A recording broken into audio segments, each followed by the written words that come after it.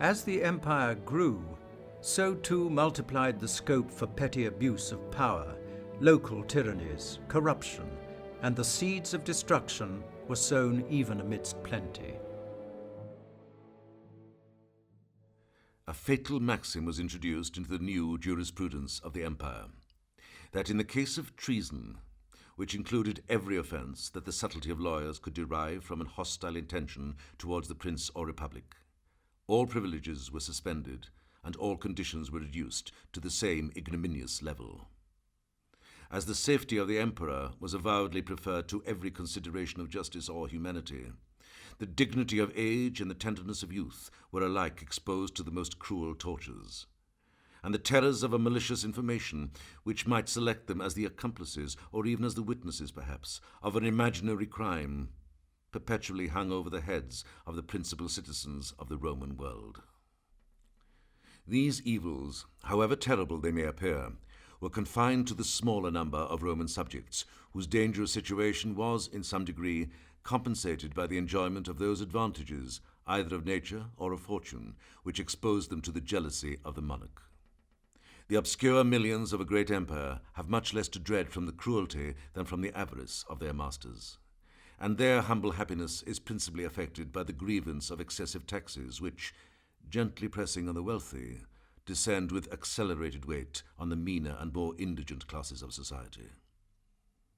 Without abolishing all the various customs and duties on merchandises, which are imperceptibly discharged by the apparent choice of the purchaser, the policy of Constantine and his successors preferred a simple and direct mode of taxation, more congenial to the spirit of an arbitrary government. The name and use of the indictions, which served to ascertain the chronology of the Middle Ages, was derived from the regular practice of the Roman tributes.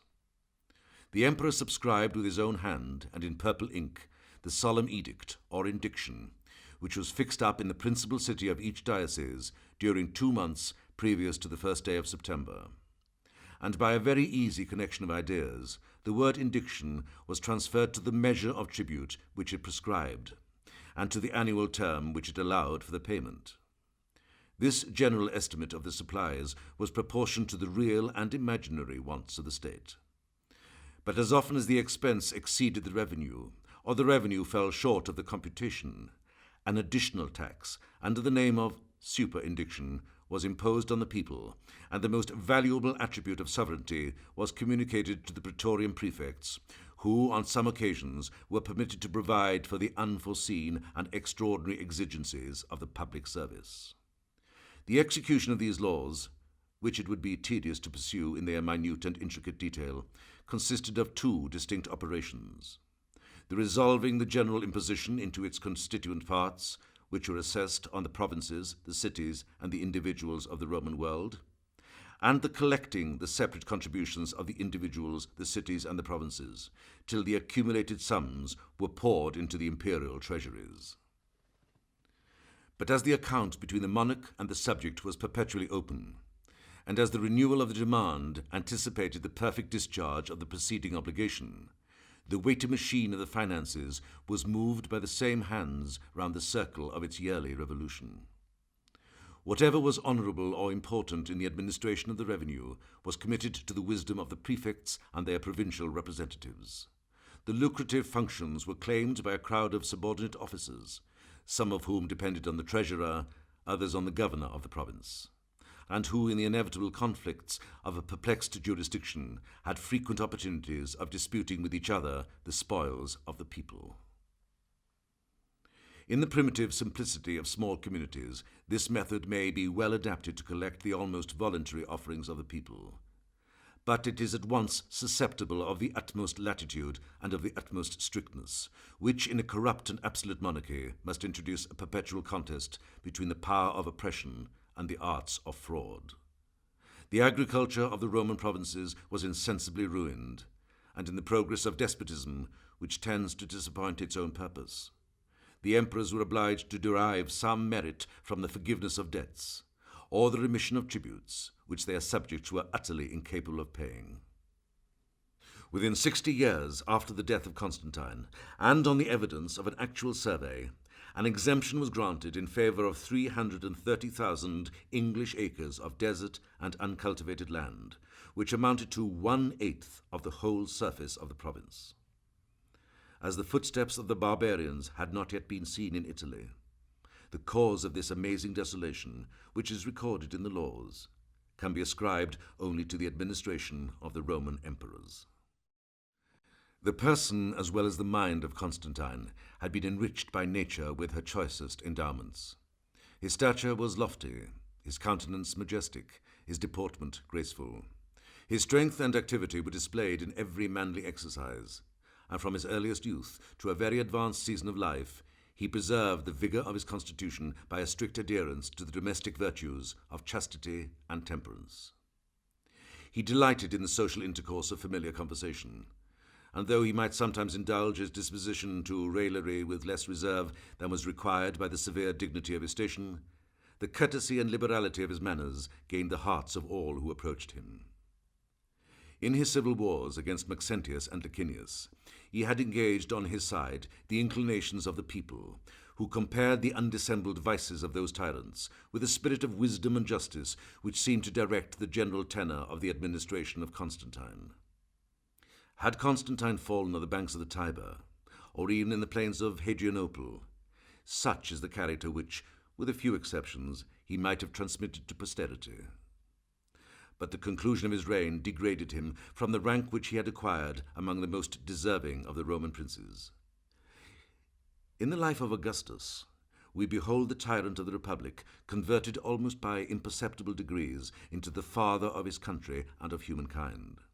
In that of Constantine, we may contemplate a hero who had so long inspired his subjects with love and his enemies with terror, degenerating into a cruel and dissolute monarch, corrupted by his fortune, or raised by conquest above the necessity of dissimulation. The general peace which he maintained during the last 14 years of his reign was a period of apparent splendour, rather than of real prosperity, and the old age of Constantine was disgraced by the opposite yet reconcilable vices of rapaciousness and prodigality. The accumulated treasures found in the palaces of Maxentius and Licinius were lavishly consumed. The various innovations introduced by the conqueror were attended with an increasing expense. The cost of his buildings, his court, and his festivals required an immediate and plentiful supply, and the oppression of the people was the only fund which could support the magnificence of the sovereign. His unworthy favourites, enriched by the boundless liberality of their master, usurped with impunity the privilege of rapine and corruption. A secret but universal decay was felt in every part of the public administration, and the emperor himself, though he still retained the obedience, gradually lost the esteem of his subjects. The dress and manners which, towards the decline of life, he chose to affect, served only to degrade him in the eyes of mankind. The Asiatic pomp, which had been adopted by the pride of Diocletian, assumed an air of softness and effeminacy in the person of Constantine. He is represented with false hair of various colours, laboriously arranged by the skilful artists of the times, a diadem of a new and more expensive fashion, a profusion of gems and pearls, of collars and bracelets, and a variegated flowing robe of silk, most curiously embroidered with flowers of gold. The deaths of Maximian and Licinius may perhaps be justified by the maxims of policy as they are taught in the schools of tyrants. But an impartial narrative of the executions, or rather murders, which sullied the declining age of Constantine, will suggest to our most candid thoughts the idea of a prince who could sacrifice, without reluctance, the laws of justice and the feelings of nature to the dictates either of his passions or of his interest. Thus Constantine had his eldest son Crispus murdered, upon seeing the popularity of Crispus wax while his own waned. Constantine died peacefully, aged 64, at Nicomedia, in the 30th year of his reign, AD 337. His second son, Constantius, then claimed to have been nominated emperor by the dying Constantine. Constantius then proceeded to massacre all contenders for the throne. His 2 uncles, 7 of his cousins, and others all died without intervention of justice. The massacre of the Flavian race was succeeded by a new division of the provinces, which was ratified in a personal interview of the three brothers. Constantine, the eldest of the Caesars, obtained, with a certain preeminence of rank, the possession of the new capital, which bore his own name and that of his father. Thrace and the countries of the east were allotted for the patrimony of Constantius, and Constans was acknowledged as the lawful sovereign of Italy, Africa, and the western Illyricum. The army submitted to their hereditary right, and they condescended, after some delay, to accept from the Roman Senate the title of Augustus. When they first assumed the reins of government, the eldest of these princes was 21, the second 20, and the third only 17 years of age.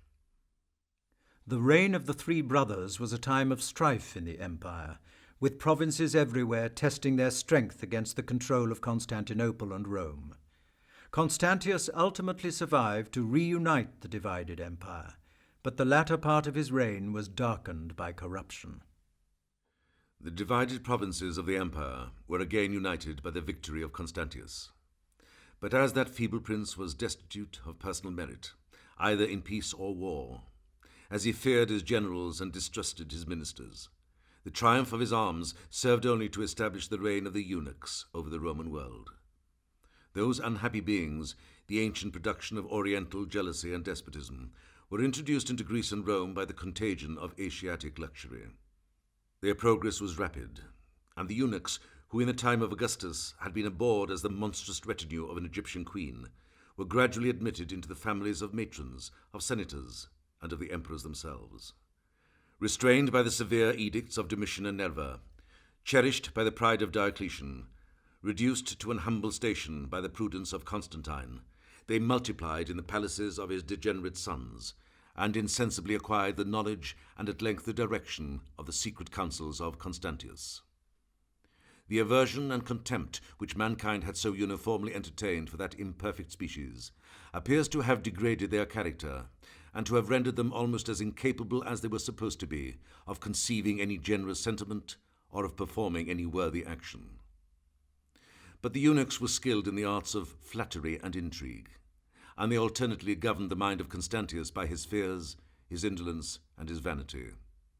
Whilst he viewed in a deceitful mirror the fair appearance of public prosperity, he supinely permitted them to intercept the complaints of the injured provinces, to accumulate immense treasures by the sale of justice and of honours, to disgrace the most important dignities by the promotion of those who had purchased at their hands the powers of oppression, and to gratify their resentment against the few independent spirits who arrogantly refused to solicit the protection of slaves. Of these slaves, the most distinguished was the chamberlain Eusebius, who ruled the monarch and the palace with such absolute sway that Constantius, according to the sarcasm of an impartial historian, possessed some credit with his haughty favourite. The eunuchs orchestrated the acclamation of the imprisoned nephew of Constantius as Caesar. Then aged 25, Gallus was put in place in Antioch, manipulated by these powers behind the throne, while Constantius went off to the western wing of the empire. Another nephew, Julian, was left in prison. The writers, the most indulgent to the memory of Gallus, and even Julian himself, though he wished to cast a veil over the frailties of his brother, are obliged to confess that the Caesar was incapable of reigning. Transported from a prison to a throne, he possessed neither genius nor application nor docility to compensate for the want of knowledge and experience. A temper naturally morose and violent, instead of being corrected, was soured by solitude and adversity. The remembrance of what he had endured disposed him to retaliation rather than to sympathy, and the ungoverned sallies of his rage were often fatal to those who approached his person or were subject to his power. Constantina, his wife, is described not as a woman, but as one of the infernal furies tormented with an insatiate thirst of human blood. Instead of employing her influence to insinuate the mild counsels of prudence and humanity, she exasperated the fierce passions of her husband, and as she retained the vanity, though she had renounced the gentleness of her sex, a pearl necklace was esteemed an equivalent price for the murder of an innocent and virtuous nobleman. The cruelty of Gallus was sometimes displayed in the undissembled violence of popular or military executions, and were sometimes disguised by the abuse of law and the forms of judicial proceedings. The private houses of Antioch and the palaces of public resort were besieged by spies and informers, and the Caesar himself, concealed in a plebeian habit, very frequently condescended to assume that odious character. Every apartment of the palace was adorned with the instruments of death and torture, and a general consternation was diffused through the capital of Syria. Gallus rapidly forgot to whom he owed his authority. After several acts of defiance against Constantius and the eunuchs, Gallus was summoned to the imperial court at Milan. He was conducted to a palace in the suburbs, where the general Barbatio, with a select band of soldiers who could neither be moved by pity nor corrupted by rewards, expected the arrival of his illustrious victim. In the close of the evening, he was arrested, ignominiously stripped of the ensigns of Caesar, and hurried away to Pola in Istria, a sequestered prison which had been so recently polluted with royal blood. The horror which he felt was soon increased by the appearance of his implacable enemy, the eunuch Eusebius, who, with the assistance of a notary and a tribune, proceeded to interrogate him concerning the administration of the East. The Caesar sunk under the weight of shame and guilt, confessed all the criminal actions and all the treasonable designs with which he was charged, and by imputing them to the advice of his wife, exasperated the indignation of Constantius, who reviewed with partial prejudice the minutes of the examination. The emperor was easily convinced that his own safety was incompatible with the life of his cousin. The sentence of death was signed, dispatched, and executed, and the nephew of Constantine, with his hands tied behind his back, was beheaded in prison like the vilest malefactor. Those who are inclined to palliate the cruelties of Constantius assert that he soon relented and endeavored to recall the bloody mandate, but that the second messenger, entrusted with a reprieve, was detained by the eunuchs, who dreaded the unforgiving temper of Gallus and were desirous of reuniting to their empire the wealthy provinces of the East. Constantius decided to spare the life of Julian, brother to Gallus. Indeed, such were the civil discords in the empire, with a barbarian invasion of Gaul threatening the west, and to the east a likely attack from Persia, that Constantius elevated Julian to be Caesar for the west. But Constantius did not trust this new emperor. The 24 days which the Caesar spent at Milan after his investiture, and the first months of his Gallic reign, were devoted to a splendid but severe captivity. Nor could the acquisition of honour compensate for the loss of freedom. His steps were watched, his correspondence was intercepted, and he was obliged by prudence to decline the visits of his most intimate friends. Of his former domestics, 4 only were permitted to attend him: 2 pages, his physician, and his librarian, the last of whom was employed in the care of a valuable collection of books, the gift of the empress, who studied the inclinations as well as the interest of her friend. In the room of these faithful servants an household was formed, such indeed as became the dignity of a Caesar. But it was filled with a crowd of slaves, destitute, and perhaps incapable of any attachment for their new master, to whom, for the most part, they were either unknown or suspected.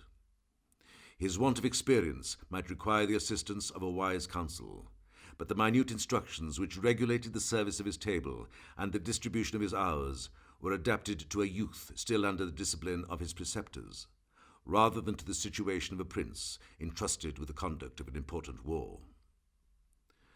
Under these melancholy circumstances, an inexperienced youth was appointed to save and to govern the provinces of Gaul, or rather, as he expresses it himself, to exhibit the vain image of imperial greatness.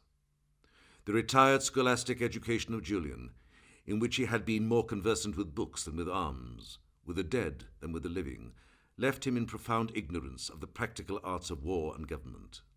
And when he awkwardly repeated some military exercise which it was necessary for him to learn, he exclaimed with a sigh, "O Plato, Plato, what a task for a philosopher!" Yet even this speculative philosophy, which men of business are too apt to despise, had filled the mind of Julian with the noblest precepts and the most shining examples, had animated him with the love of virtue, the desire of fame, and the contempt of death. The habits of temperance, recommended in the schools, are still more essential in the severe discipline of a camp. The simple wants of nature regulated the measure of his food and sleep. Rejecting with disdain the delicacies provided for his table, he satisfied his appetite with the coarse and common fare which was allotted to the meanest soldiers. During the rigour of a Gallic winter, he never suffered a fire in his bedchamber, and after a short and interrupted slumber, he frequently rose in the middle of the night from a carpet spread on the floor to dispatch any urgent business, to visit his rounds, or to steal a few moments for the prosecution of his favourite studies. The precepts of eloquence, which he had hitherto practised on fancy topics of declamation, were more usefully applied to excite or to assuage the passions of an armed multitude. And although Julian, from his early habits of conversation and literature, was more familiarly acquainted with the beauties of the Greek language, he had attained a competent knowledge of the Latin tongue. Since Julian was not originally designed for the character of a legislator or a judge, it is probable that the civil jurisprudence of the Romans had not engaged any considerable share of his attention. But he derived from his philosophic studies an inflexible regard for justice, tempered by a disposition to clemency, the knowledge of the general principles of equity and evidence, and the faculty of patiently investigating the most intricate and tedious questions which could be proposed for his discussion. The measures of policy and the operations of war must submit to the various accidents of circumstance and character, and the unpractised student will often be perplexed in the application of the most perfect theory. But in the acquisition of this important science, Julian was assisted by the active vigour of his own genius, as well as by the wisdom and experience of Sallust, an officer of rank who soon conceived a sincere attachment for a prince so worthy of his friendship, and whose incorruptible integrity was adorned by the talent of insinuating the harshest truths without wounding the delicacy of a royal ear. Immediately after Julian had received the purple at Milan, he was sent into Gaul with a feeble retinue of 360 soldiers. At Vienna, where he passed a painful and anxious winter, in the hands of those ministers to whom Constantius had entrusted the direction of his conduct, the Caesar was informed of the siege and deliverance of Autun. That large and ancient city, protected only by a ruined wall and pusillanimous garrison, was saved by the generous resolution of a few veterans who resumed their arms for the defence of their country. In his march from Autun through the heart of the Gallic provinces, Julian embraced with ardour the earliest opportunity of signalizing his courage. At the head of a small body of archers and heavy cavalry, he preferred the shorter but the more dangerous of two roads, and sometimes eluding and sometimes resisting the attacks of the barbarians, who were masters of the field, he arrived with honour and safety at the camp near Rheims, where the Roman troops had been ordered to assemble. The aspect of their young prince revived the drooping spirit of the soldiers, and they marched from Rheims in search of the enemy with a confidence which had almost proved fatal to them. The Alemanni, familiarized to the knowledge of the country, secretly collected their scattered forces, and seizing the opportunity of a dark and rainy day, poured with unexpected fury on the rear guard of the Romans. Before the inevitable disorder could be remedied, 2 legions were destroyed, and Julian was taught by experience that caution and vigilance are the most important lessons of the art of war. In a second and more successful action, he recovered and established his military fame. But as the agility of the barbarians saved them from the pursuit, his victory was neither bloody nor decisive. He advanced, however, to the banks of the Rhine, surveyed the ruins of Cologne, convinced himself of the difficulties of the war, and retreated on the approach of winter, discontented with the court, with his army, and with his own success. The power of the enemy was yet unbroken, and the Caesar had no sooner separated his troops and fixed his own quarters at Sens, in the centre of Gaul, than he was surrounded and besieged by a numerous host of Germans.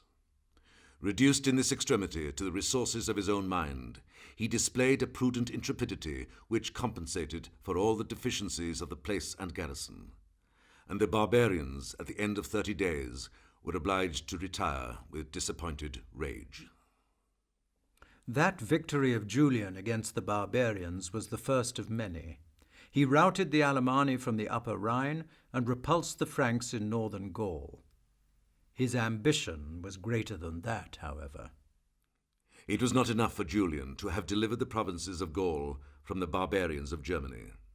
He aspired to emulate the glory of the first and most illustrious of the emperors, after whose example he composed his own commentaries of the Gallic War.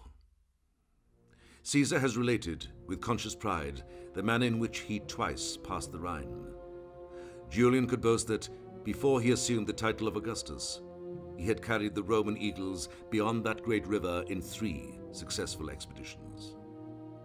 Without repeating the uniform and disgusting tale of slaughter and devastation, it is sufficient to observe that Julian dictated his own conditions of peace to 6 of the haughtiest kings of the Alemanni, 3 of whom were permitted to view the severe discipline and martial pomp of a Roman camp. Followed by 20,000 captives whom he had rescued from the chains of the barbarians, the Caesar repassed the Rhine after terminating a war, the success of which has been compared to the ancient glories of the Punic and Cimbric victories.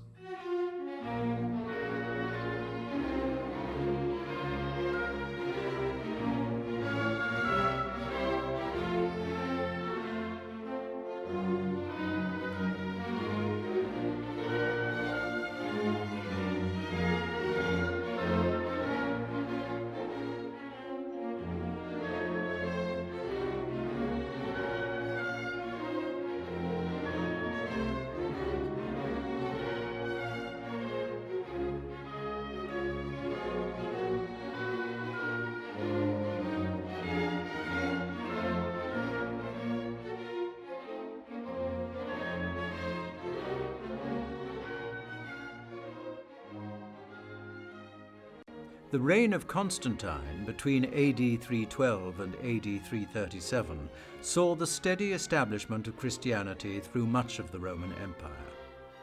Though the religious beliefs and practices of Constantine himself, as Gibbon puts it, were more peculiarly directed to the genius of the sun, the Apollo of Greek and Roman mythology, and he was pleased to be represented with the symbols of the god of light and poetry. The mind of Constantine might fluctuate between the pagan and the Christian religions. According to the loose and complying notions of polytheism, he might acknowledge the God of the Christians as one of the many deities who compose the hierarchy of heaven. Or perhaps he might embrace the philosophic and pleasing idea that, notwithstanding the variety of names, of rites, and of opinions, all the sects and all the nations of mankind are united in the worship of the common Father and Creator of the universe. But the councils of princes are more frequently influenced by the views of temporal advantage than by considerations of abstract and speculative truth. The partial and increasing favor of Constantine may naturally be referred to the esteem which he entertained for the moral character of the Christians, and to a persuasion that the propagation of the gospel would inculcate the practice of private and public virtue. Whatever latitude an absolute monarch may assume in his own conduct, whatever indulgence he may claim for his own passions, it is undoubtedly his interest that all his subjects should respect the natural and civil obligations of society. But the operation of the wisest laws is imperfect and precarious. They seldom inspire virtue. They cannot always restrain vice. Their power is insufficient to prohibit all that they condemn, nor can they always punish the actions which they prohibit. The legislators of antiquity had summoned to their aid the powers of education and of opinion. But every principle which had once maintained the vigor and purity of Rome and Sparta was long since extinguished in a declining and despotic empire. Philosophy still exercised her temperate sway over the human mind, but the cause of virtue derived very feeble support from the influence of the pagan superstition.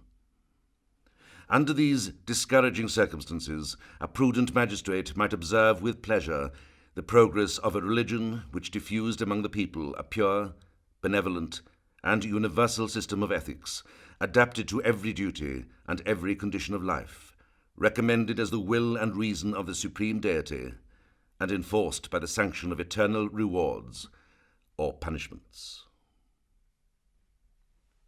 The passive and unresisting obedience which bows under the yoke of authority, or even of oppression, must have appeared in the eyes of an absolute monarch, the most conspicuous and useful of the evangelic virtues. The primitive Christians derived the institution of civil government not from the consent of the people, but from the decrees of heaven. The reigning emperor, though he had usurped the scepter by treason and murder, immediately assumed the sacred character of vicegerent of the deity. To the deity alone he was accountable for the abuse of his power, and his subjects were indissolubly bound by their oath of fidelity to a tyrant who had violated every law of nature and society.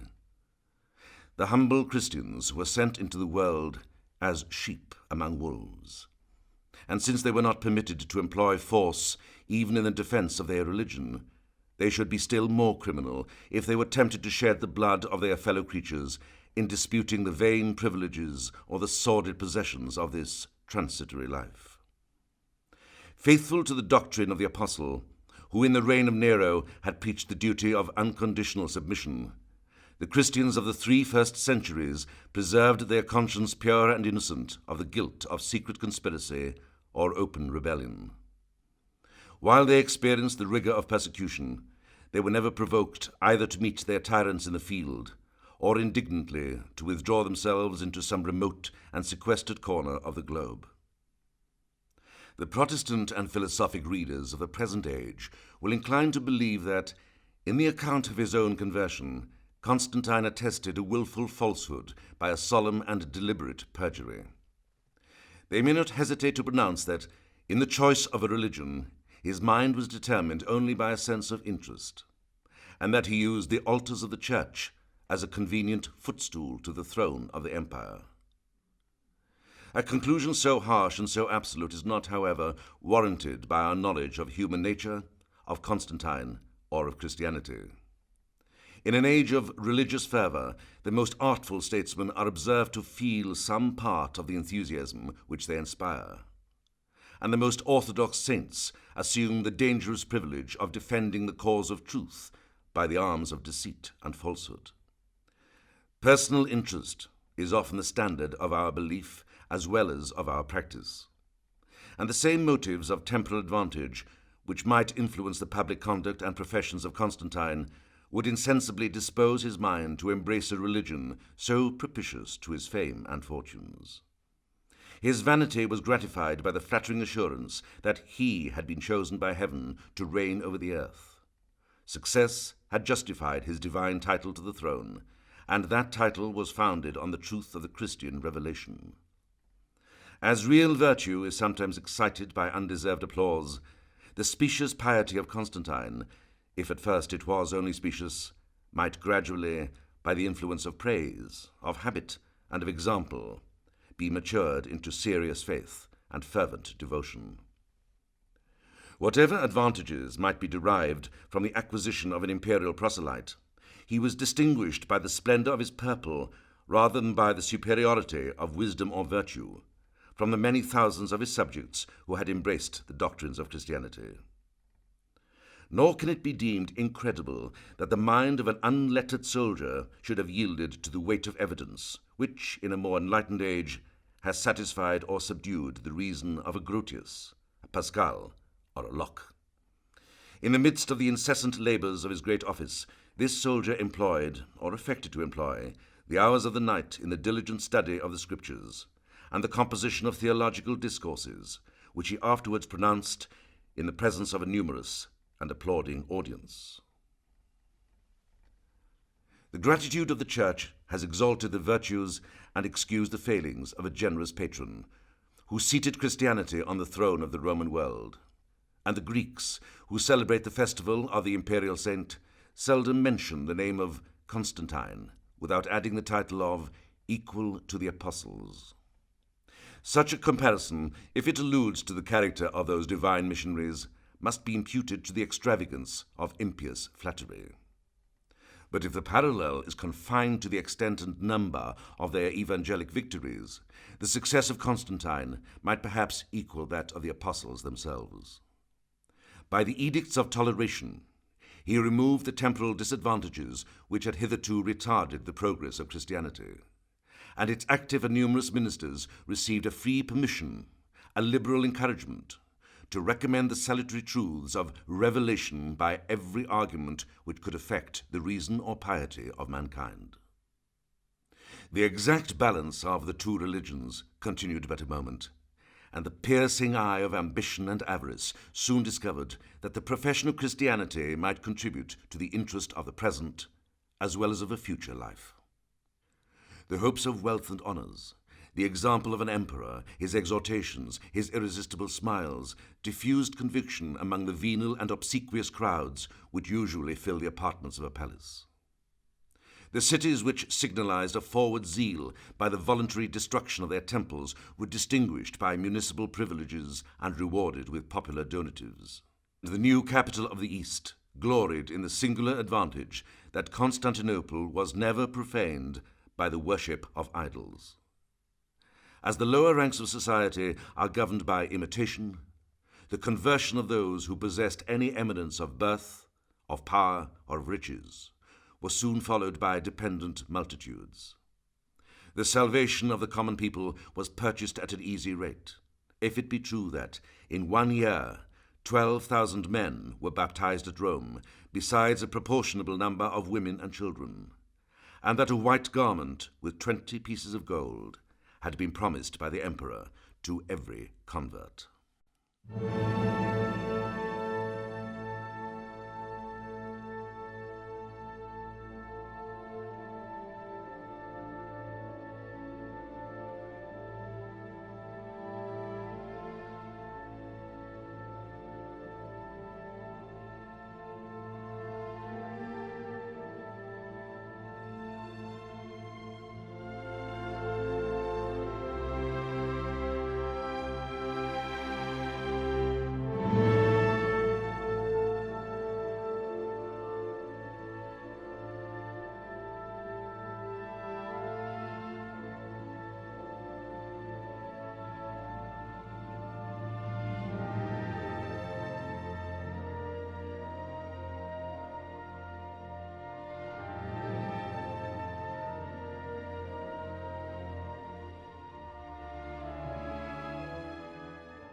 Although Julian reigned as emperor for just 2 years, between AD 361 and AD 363, Gibbon devotes no fewer than 3 chapters to this personality, for whom he evinces a profound respect.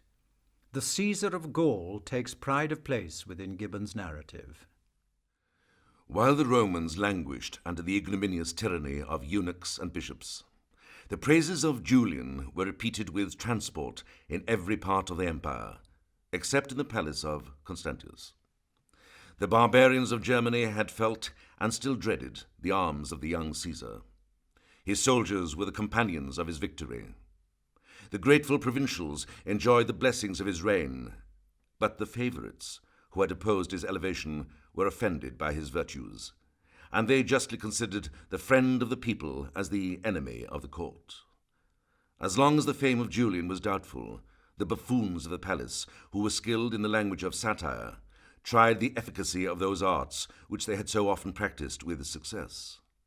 They easily discovered that his simplicity was not exempt from affectation. The ridiculous epithets of an hairy savage, of an ape invested with a purple, were applied to the dress and person of the philosophic warrior, and his modest dispatches were stigmatized as the vain and elaborate fictions of a loquacious Greek, a speculative soldier, who had studied the art of war amidst the groves of the academy. The voice of malicious folly was at length silenced by the shouts of victory. The conqueror of the Franks and Alemanni could no longer be painted as an object of contempt, and the monarch himself was meanly ambitious of stealing from his lieutenant the honourable reward of his labours. In the letters crowned with laurel, which, according to ancient custom, were addressed to the provinces, the name of Julian was omitted. Constantius had made his dispositions in person. He had signalized his valour in the foremost ranks. His military conduct had secured the victory, and the captive king of the barbarians was presented to him on the field of battle, from which he was at that time distant above 40 days' journey. So extravagant a fable was incapable, however, of deceiving the public credulity or even of satisfying the pride of the emperor himself. Secretly conscious that the applause and favour of the Romans accompanied the rising fortunes of Julian, his discontented mind was prepared to receive the subtle poison of those artful sycophants who coloured their mischievous designs with the fairest appearances of truth and candour. Instead of depreciating the merits of Julian, they acknowledged and even exaggerated his popular fame, superior talents, and important services.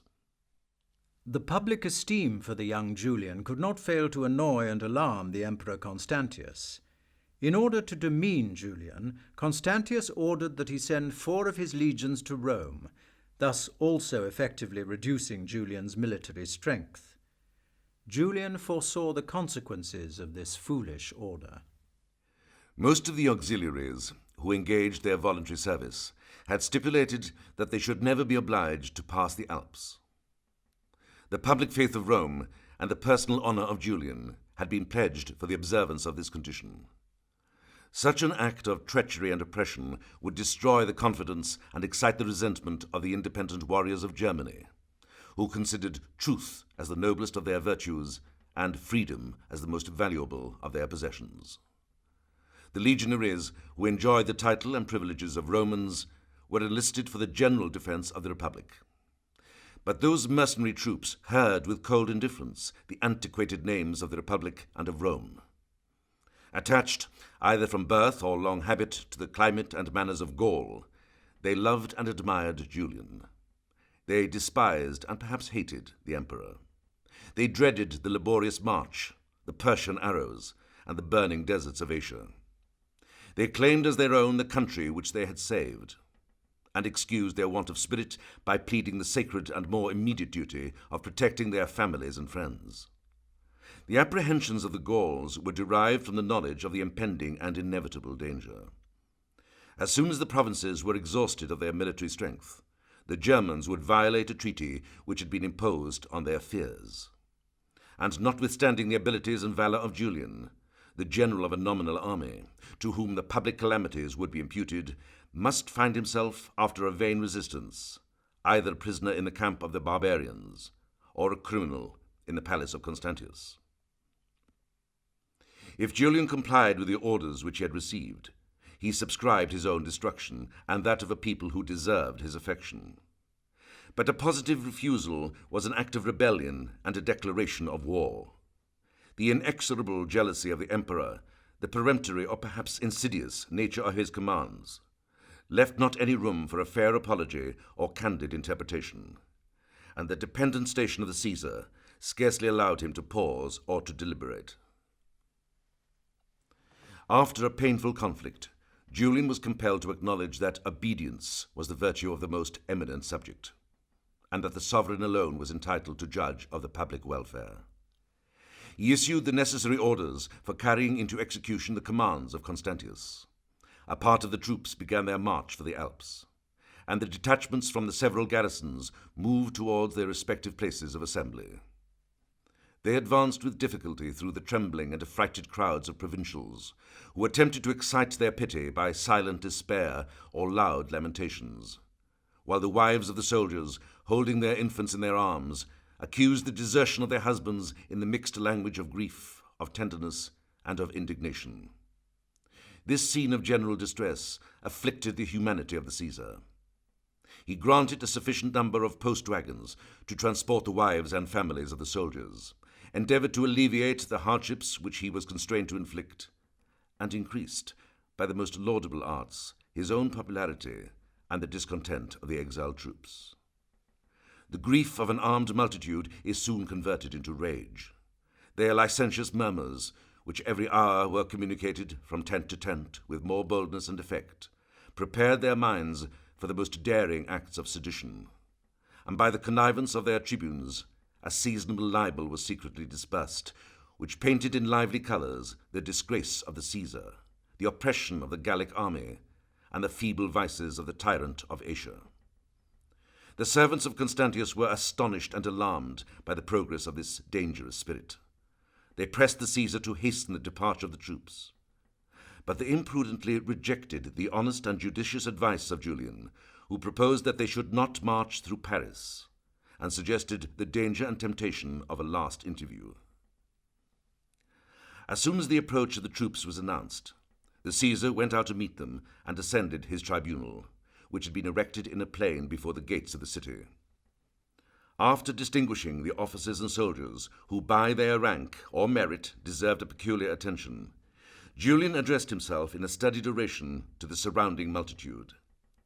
He celebrated their exploits with grateful applause, encouraged them to accept with alacrity the honour of serving under the eyes of a powerful and liberal monarch, and admonished them that the commands of Augustus required an instant and cheerful obedience.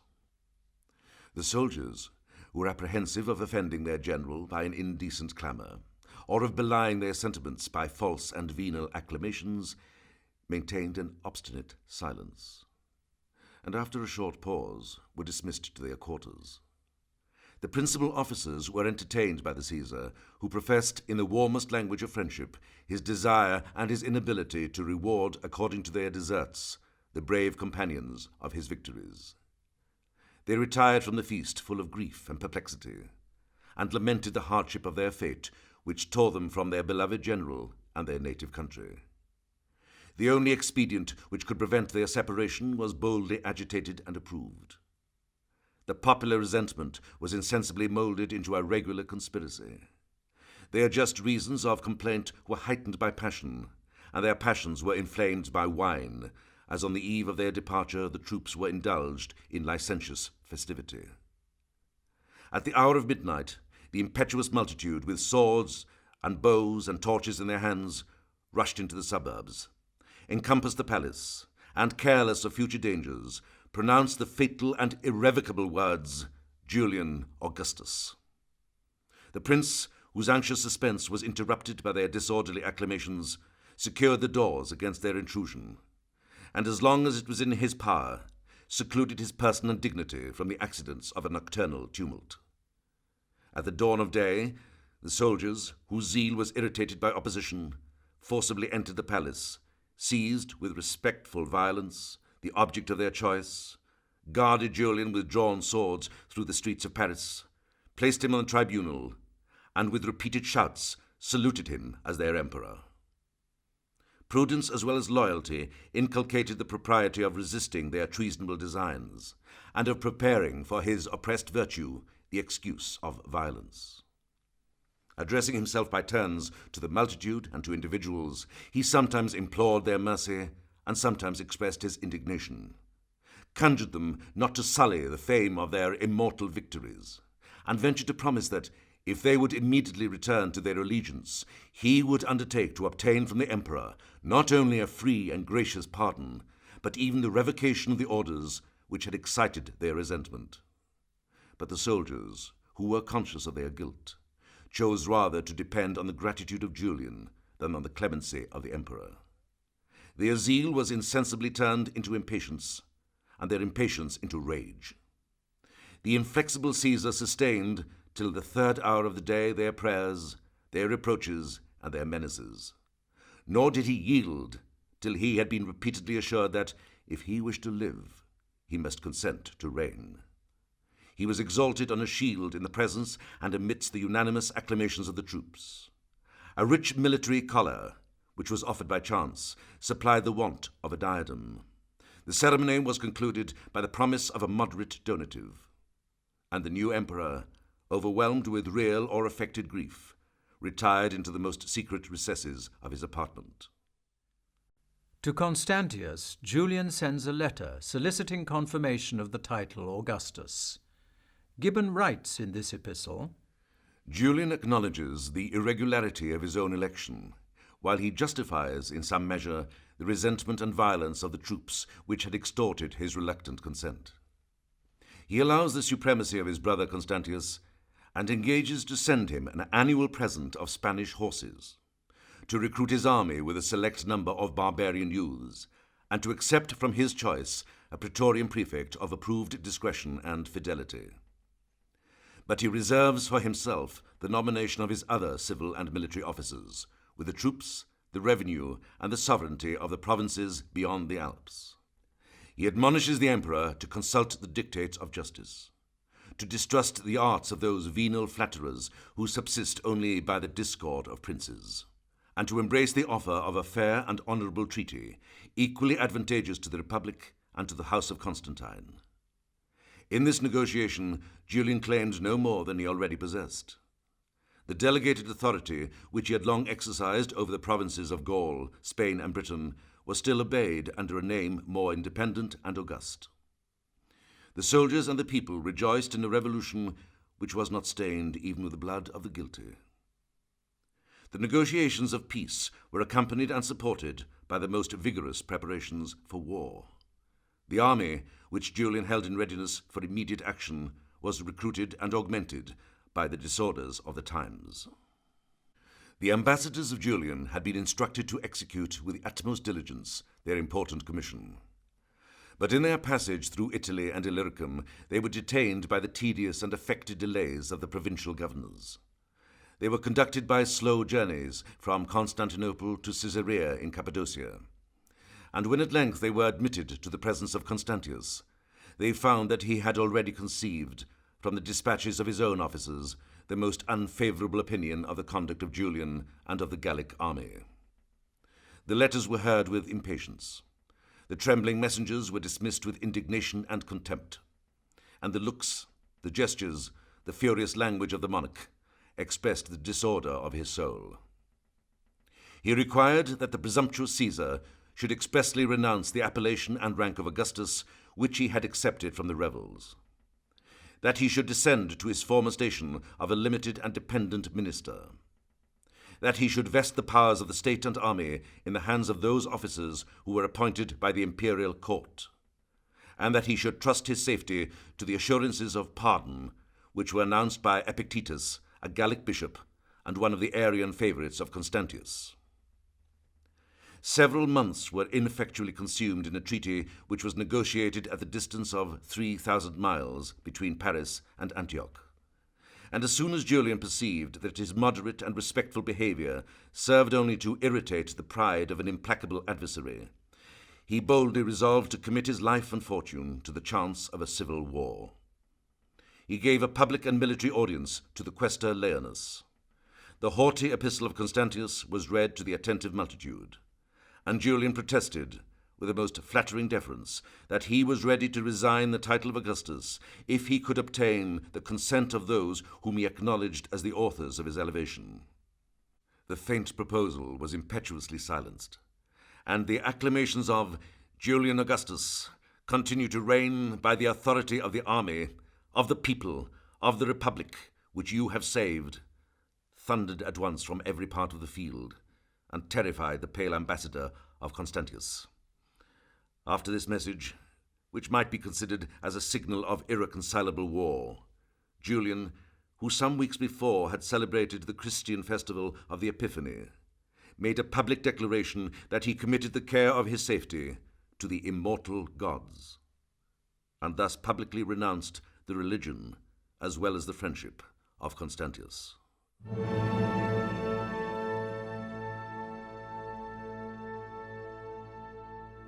From far and wide across the empire, Julian Augustus received messages of support and pledges of armed might to assist him in his civil war against Constantius. He marched. But as Gibbon writes, the humanity of Julian was preserved from the cruel alternative, which he pathetically laments, of destroying or of being himself destroyed. And the seasonable death of Constantius in AD 361 delivered the Roman Empire from the calamities of civil war. Aged 45, Constantius died of a fever at Mopsucrini near Tarsus. At Constantinople, in his 32nd year, Julian was acclaimed emperor.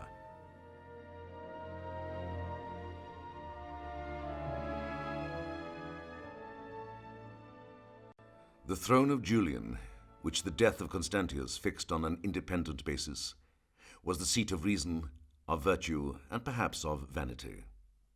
He despised the honours, renounced the pleasures, and discharged with incessant diligence the duties of his exalted station. and there were few among his subjects who would have consented to relieve him from the weight of the diadem had they been obliged to submit their time and their actions to the rigorous laws which their philosophic emperor imposed on himself.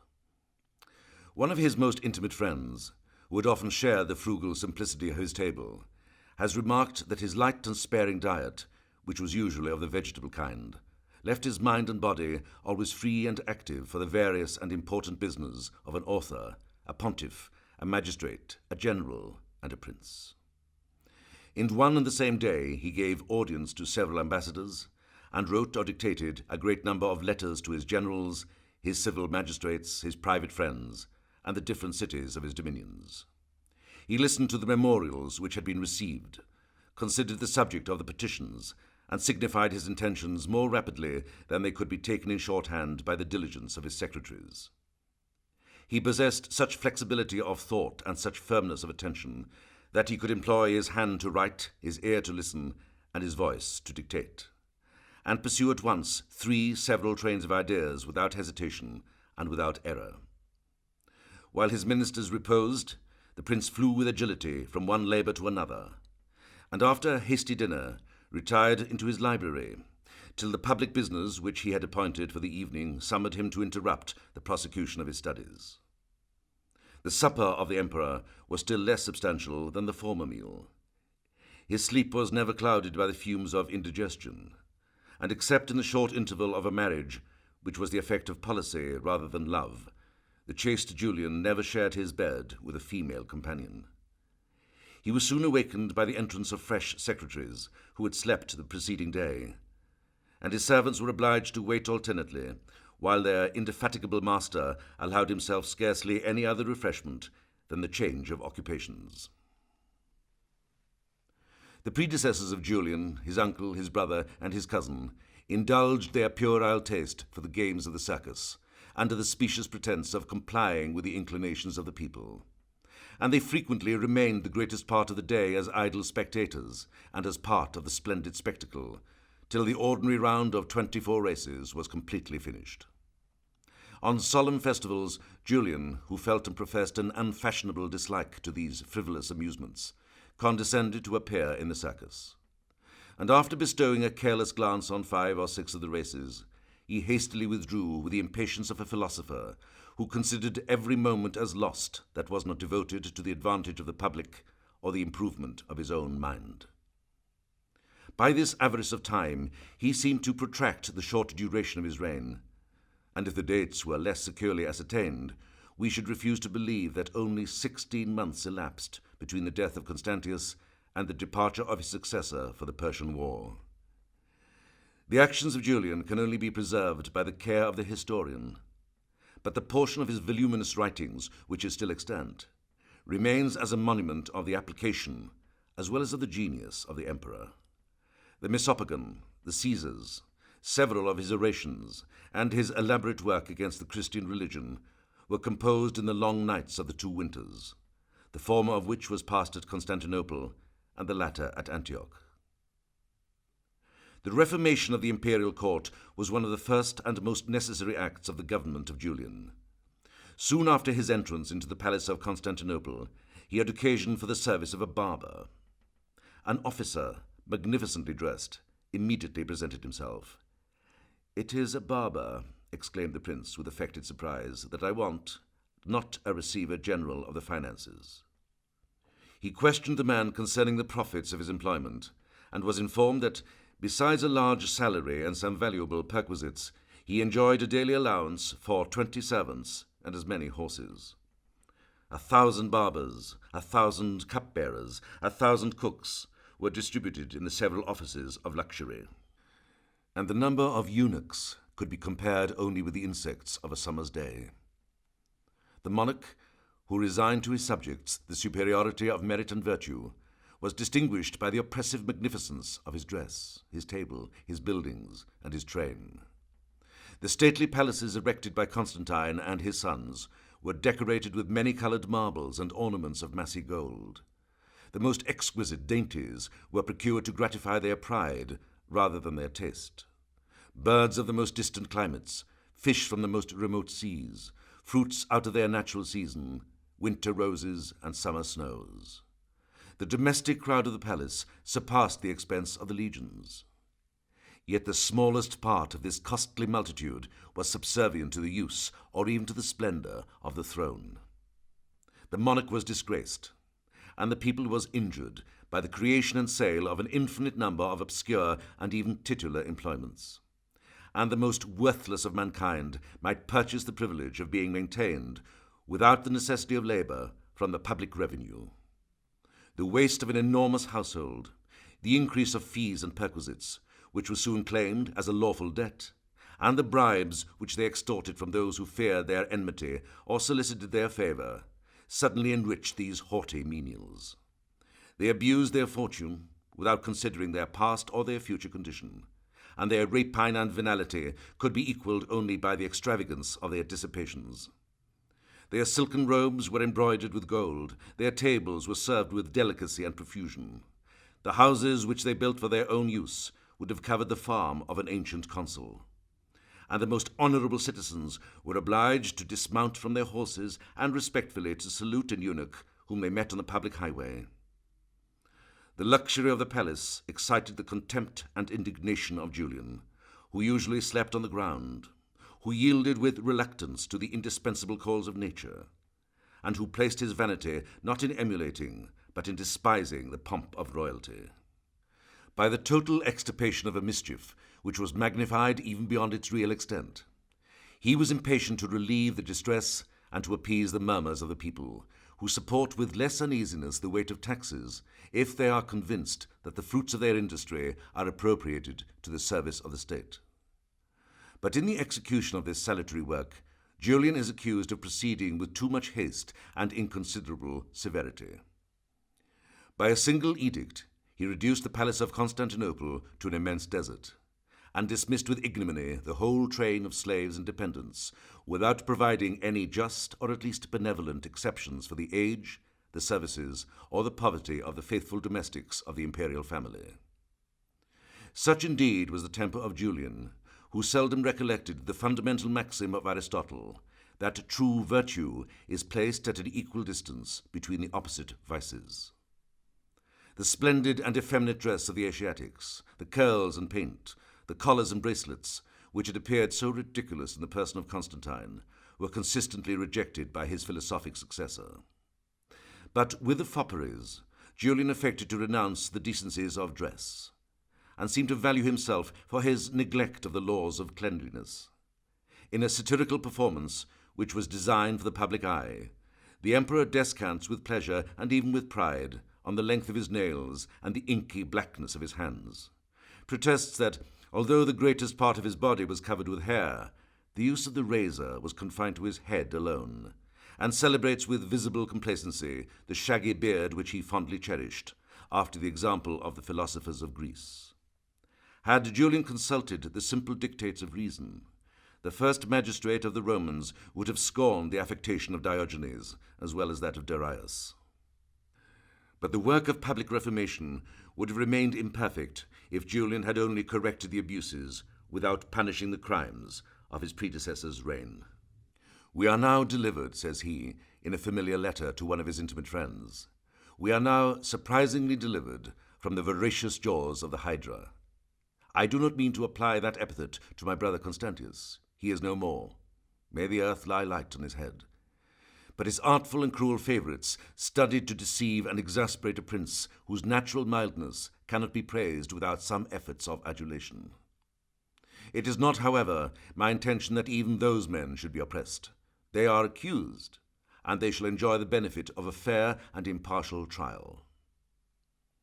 To conduct this inquiry, Julian named 6 judges of the highest rank in the state and army, and as he wished to escape the reproach of condemning his personal enemies, he fixed this extraordinary tribunal at Chalcedon, on the Asiatic side of the Bosphorus, and transferred to the commissioners an absolute power to pronounce and execute their final sentence, without delay and without appeal.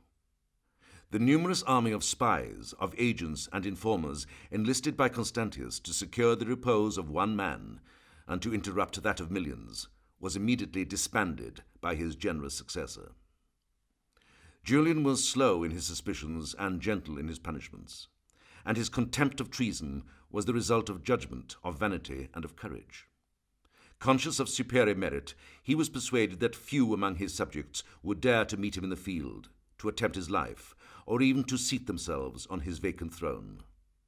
The philosopher could excuse the hasty sallies of discontent, and the hero could despise the ambitious projects which surpassed the fortune or the abilities of the rash conspirators. A citizen of Ancyra had prepared for his own use a purple garment, and this indiscreet action, which under the reign of Constantius would have been considered as a capital offence, was reported to Julian by the officious importunity of a private enemy. The monarch, after making some inquiry into the rank and character of his rival, dispatched the informer with a present of a pair of purple slippers to complete the magnificence of his imperial habit. A more dangerous conspiracy was formed by 10 of the domestic guards who had resolved to assassinate Julian in the field of exercise near Antioch. Their intemperance revealed their guilt, and they were conducted in chains to the presence of their injured sovereign, who, after a lively representation of the wickedness and folly of their enterprise, instead of a death of torture, which they deserved and expected, pronounced a sentence of exile against the 2 principal offenders. The only instance in which Julian seemed to depart from his accustomed clemency was the execution of a rash youth who, with a feeble hand, had aspired to seize the reins of empire. But that youth was the son of Marcellus, the general of cavalry, who in the first campaign of the Gallic War had deserted the standard of the Caesar and the Republic. Without appearing to indulge his personal resentment, Julian might easily confound the crime of the son and of the father.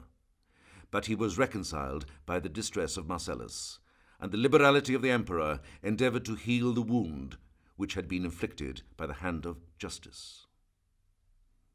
The generality of princes, if they were stripped of their purple and cast naked into the world, would immediately sink to the lowest rank of society without a hope of emerging from their obscurity. But the personal merit of Julian was, in some measure, independent of his fortune. Whatever had been his choice of life, by the force of intrepid courage, lively wit, and intense application, he would have obtained, or at least he would have deserved, the highest honours of his profession, and Julian might have raised himself to the rank of minister or general of the state in which he was born a private citizen. If the jealous caprice of power had disappointed his expectations, if he had prudently declined the paths of greatness, the employment of the same talents in studious solitude would have placed beyond the reach of kings his present happiness and his immortal fame. Even faction, and religious faction, was constrained to acknowledge the superiority of his genius in peace as well as in war, and to confess with a sigh that the apostate Julian was a lover of his country, and that he deserved the empire of the world. The Christians, who beheld with horror and indignation the apostasy of Julian, had much more to fear from his power than from his arguments. The pagans, who were conscious of his fervent zeal, expected, perhaps with impatience, that the flames of persecution should be immediately kindled against the enemies of the gods, and that the ingenious malice of Julian would invent some cruel refinements of death and torture which had been unknown to the rude and inexperienced fury of his predecessors. But the hopes, as well as the fears, of the religious factions were apparently disappointed by the prudent humanity of a prince who was careful of his own fame, of the public peace, and of the rights of mankind. Instructed by history and reflection, Julian was persuaded that, if the diseases of the body may sometimes be cured by salutary violence, neither steel nor fire can eradicate the erroneous opinions of the mind. The reluctant victim may be dragged to the foot of the altar, but the heart still abhors and disclaims the sacrilegious act of the hand. Religious obstinacy is hardened and exasperated by oppression, and as soon as the persecution subsides, those who have yielded are restored as penitents, and those who have resisted are honoured as saints and martyrs.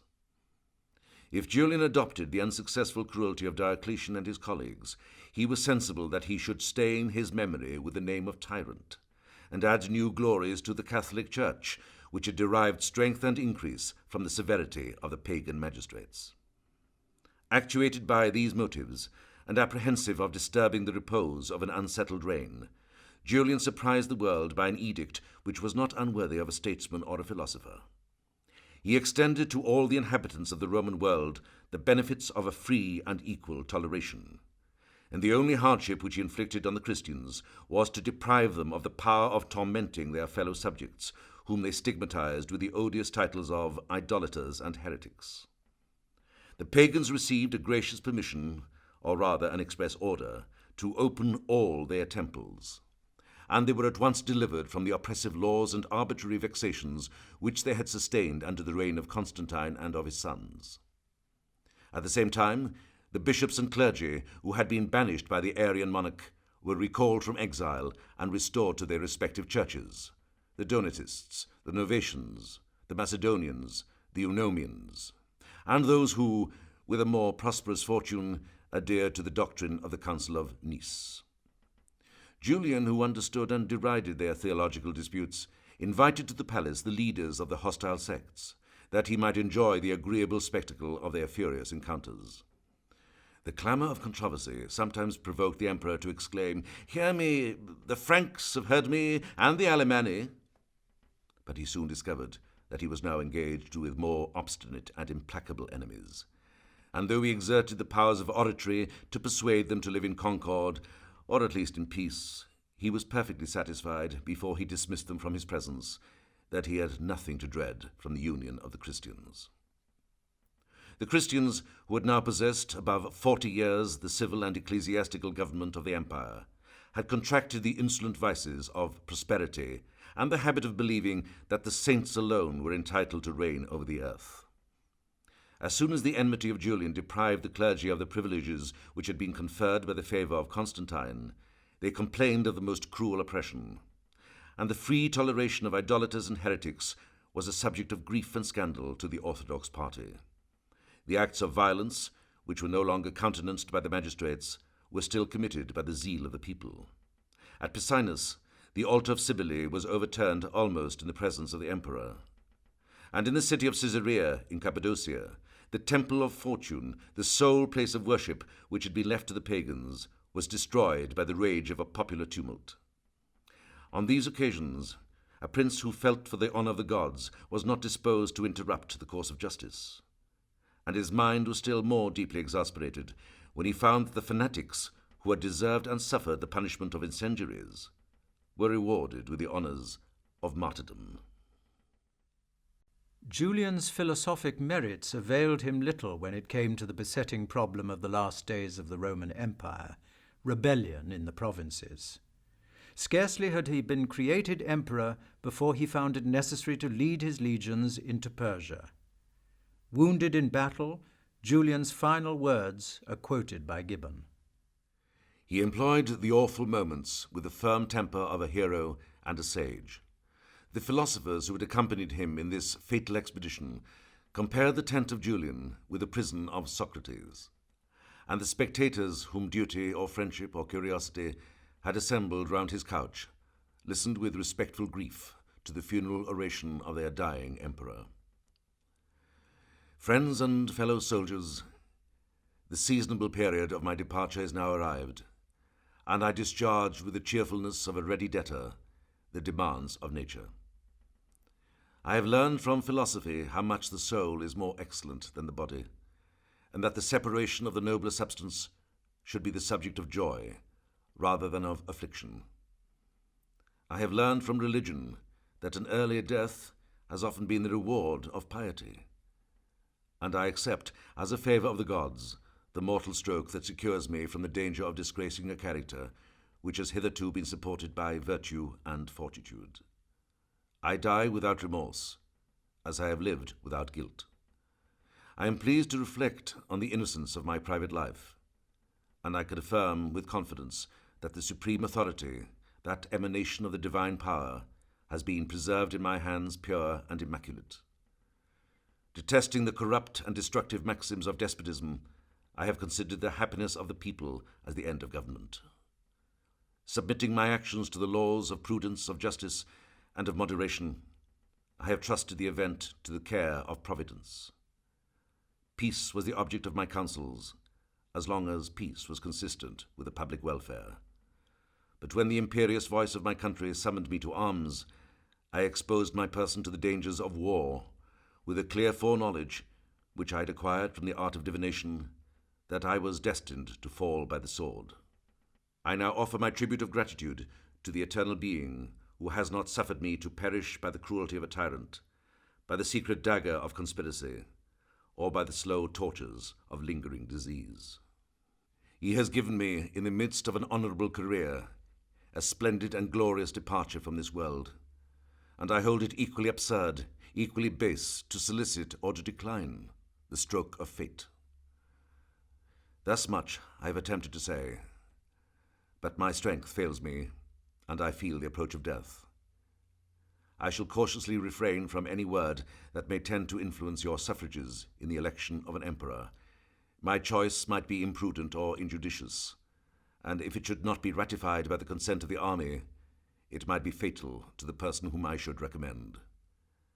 I shall only, as a good citizen, express my hopes that the Romans may be blessed with the government of a virtuous sovereign. After this discourse, which Julian pronounced in a firm and gentle tone of voice, he distributed, by a military testament, the remains of his private fortune. And making some inquiry why Anatolius was not present, he understood from the answer of Sallust that Anatolius was killed, and bewailed with amiable inconsistency the loss of his friend. At the same time, he reproved the immoderate grief of the spectators, and conjured them not to disgrace by unmanly tears the fate of a prince who in a few moments would be united with heaven and with the stars. The spectators were silent, and Julian entered into a metaphysical argument with the philosophers Priscus and Maximus on the nature of the soul. The efforts which he made, of mind as well as body, most probably hastened his death. His wound began to bleed with fresh violence. His respiration was embarrassed by the swelling of the veins. He called for a draught of cold water, and as soon as he had drunk it, expired without pain, about the hour of midnight. Such was the end of that extraordinary man in the 32nd year of his age, after a reign of 1 year and about 8 months from the death of Constantius. In his last moments he displayed, perhaps with some ostentation, the love of virtue and of fame, which had been the ruling passions of his life.